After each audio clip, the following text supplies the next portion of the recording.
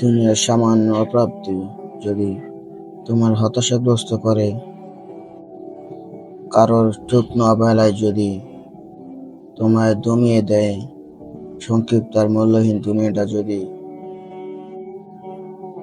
তোমার আকৃষ্ট করে, তাহলে কিসের নেশায় তুমি জান্নাতে দাবি করো? হে ক্লান্ত আত্মা, তুমি কি জানো না তোমার এই ছোট ছোট কষ্ট আর ধৈর্যের বিনিময়ে আল্লাহ এমন সব জিনিস সেখানে রেখেছেন যা চোখ কখনো দেখেনি, কান কখনো শুনেনি, আর অন্তর কখনো কল্পনাও করেনি। হে ক্লান্ত হৃদয়, তুমি কি জানো না তোমার এই ছোট ছোট কষ্ট আর ধৈর্য আখিরাতের পথ সহজ করে দেয়?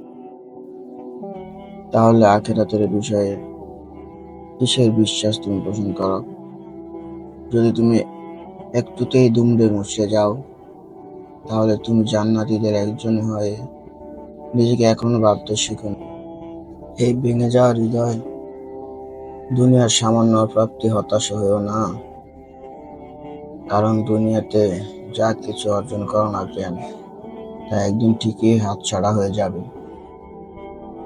আর আখিরাতের অর্জনে কোনো কিছুই শেষ হবে না, অপ্রাপ্তি বলে কিছুই থাকবে না।